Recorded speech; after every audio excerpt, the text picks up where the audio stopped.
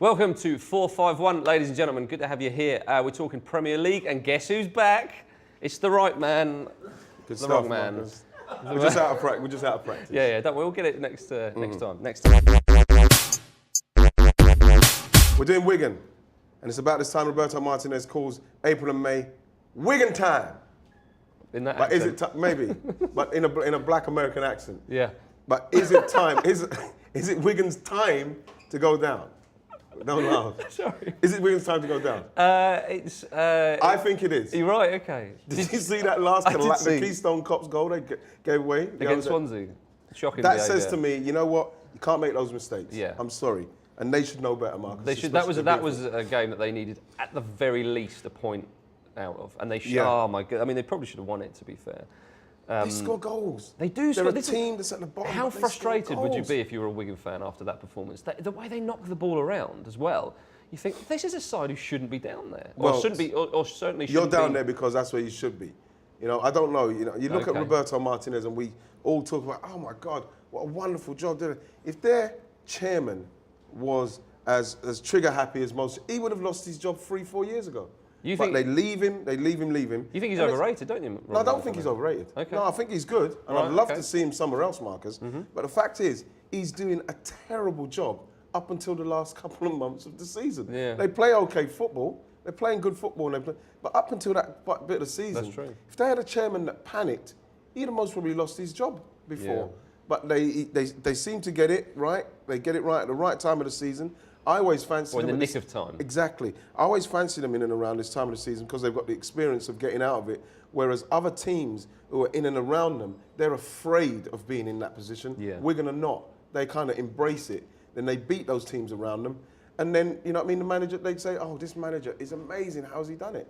But they're having a terrible season up to this point. Maybe they relish the fight, the relegation fight. No way. They're like, Not in no. a dressing room, Marcus, because let me tell you something. When you're in the league, and I can only go from people telling me this, Because you were always at the top. always in the red top. Absolutely. Even at Palace. Yeah, I know, absolutely. After I left Palace. Yeah, this yeah. time. But the fact is that when, you know, listen to me, when you're Sorry. in and around it and you can't stop that slide, Marcus. Yeah. You know, but there's teams that are used to being down there, so they know how to deal with it. And you're a player that's going down, you're not used to it. You get more nervous about making mistakes, about giving away the ball that's going to score the goal, that's going to put you even further in the mire.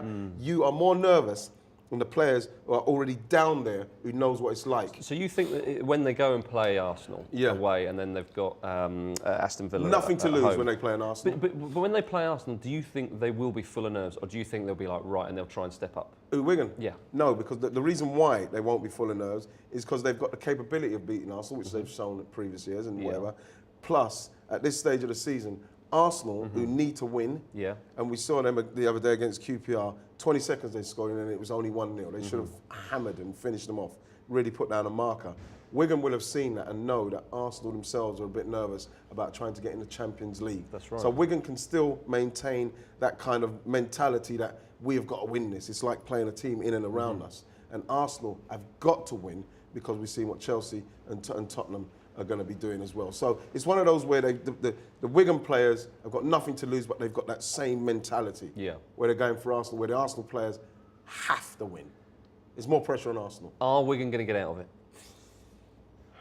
I mean, we Excuse me. take Newcastle and Sunderland both on 38 points. Wigan are on 35. Newcastle away to QPR. See, this is Sunderland where- at home to Southampton. You see, this is where I believe Newcastle might be okay with QPR, although QPR did hold Arsenal out. Yeah.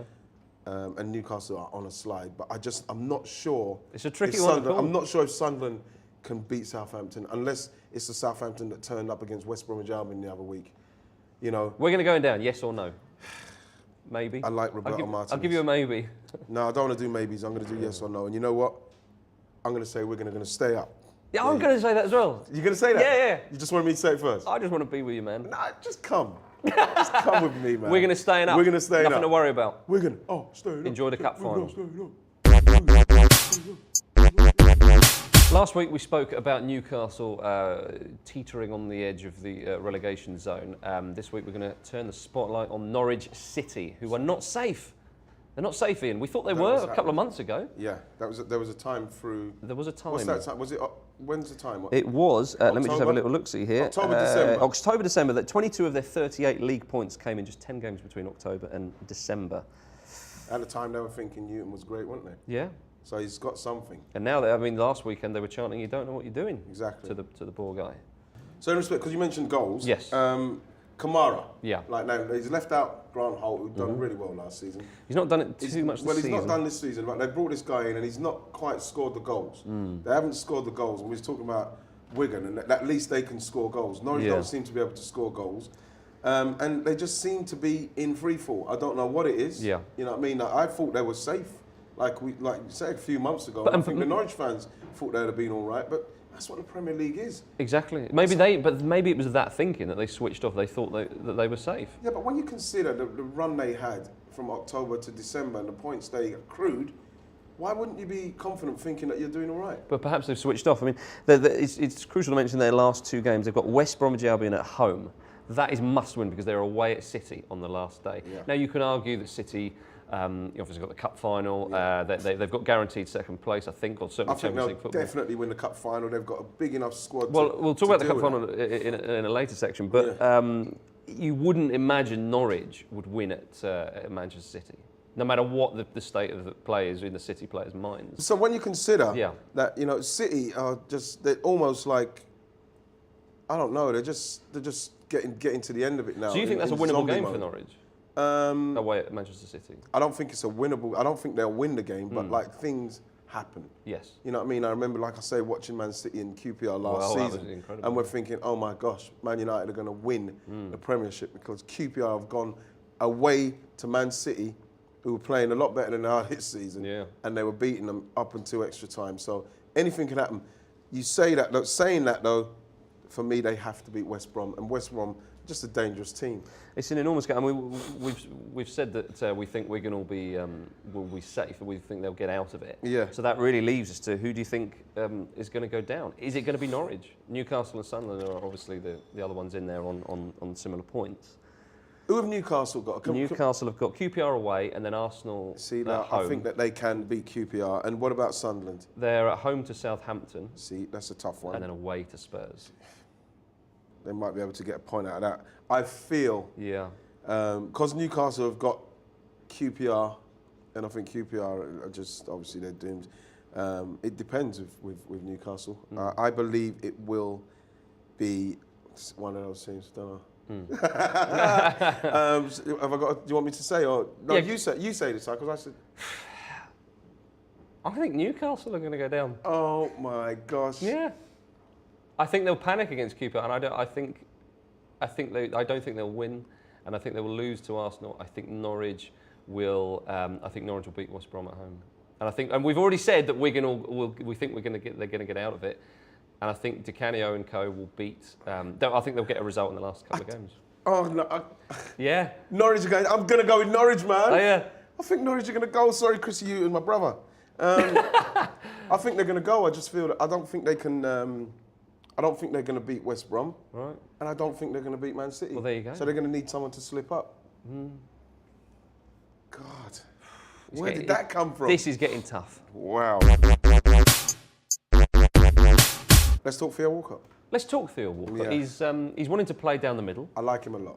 Arsene Wenger is a bit reluctant to do that, but Walcott wants to. He wants to be right down the middle, scoring the goals. He scored, 20 goals so far this season? His best season goals-wise for Arsenal. It's really strange, because before, when we went through that stage of not signing my contract, don't know what's going on, this and that, and then all that time, Wenger played him down the middle. And as soon as he signed the contract, put him back on the wing. He seemed to go off the boil a bit once he signed the contract and went back out on the wing. I think it coincided with him signing his contract, but I think that he was so comfortable when he's playing in the middle and coming in from there, that once he got changed out there again, it threw him back to that, oh gosh, here we go, I've got to come from outside. Yeah. But the thing about Theo is he should work along that line, all of it. Because he wants to play... Like Henry did.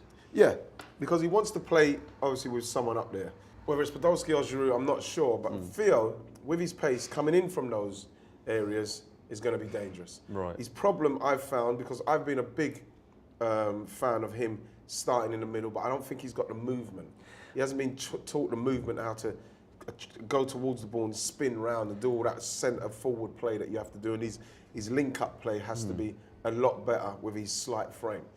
So those things are the stuff that he needs to learn, but his pace is going to kill people down the middle if he gets his runs right. You, of all people, know what it's like to play down the middle for Arsenal up front. Yeah. And it's rather handy you're here for this little section of the show, Yes. if not for anything else. You're scoring goals for Arsenal, obviously Yes. it's not an easy thing. And there's a lot of pressure on you up there. I mean, you made it look so easy as well. Well done. Thank you. Well said. But it is, though. You might not get a lot of chances in some games. You've got to take them, because if you miss a few chances for Arsenal, there's a lot of spotlight on you, and the fans, it's an enormous crowd. Is Walcott, does he have the nerve? Yes. Right. He's definitely got the nerve. Okay. I've seen him. I remember last season. Yeah. I was there watching him play against Spurs. He was literally getting booed. And then, in the space of like 5 minutes, he changed the whole game, scored 2 goals, and he's that electric. And he's very thick-skinned. His finishing's improved a lot. He's a very good finisher. He's always been a good finisher. I remember his debut for Arsenal, I think it was against Chelsea in the final or something. Yeah. I'm not sure, something like that. And he went through and finished with aplomb. Oh, it was in the League Cup final? That's right. Yeah. So he's somebody I don't think that was his debut, but it's I'm not sure it was his fairly debut, early on. but it's fairly early on, and he had a lot of pressure on him. The fact is that when he gets the opportunity, he can score. So if you give him that opportunity more and more, he can turn into somebody who will be more prolific. I remember when Andy Cole, when I went to Arsenal, Andy Cole was there in and around the reserves we played. That's right, yeah. He went out on loan to, I think it was Fulham, then Bristol City, then he signed for Bristol City, then he went to Newcastle. And he was somebody that people said he wouldn't score more than 10, 12 goals a season the way he played. He proved them wrong, because what happened was he got into the habit of scoring, and then he just continued doing that. He knew where to go in and around the box to sniff his goals out. Of course, it does help when you go to Newcastle, you've got someone like Peter Beardsley playing behind you. But the same, Theo's got great players who can get him the ball. Cazorla behind him, he's always going to make opportunities. If he can get himself in and around that area and just continuously try and hit the target and score goals, he will be prolific. We are fans of Theo Walcott here, and if you are or you're not, then do comment below or tweet us at @ball_street.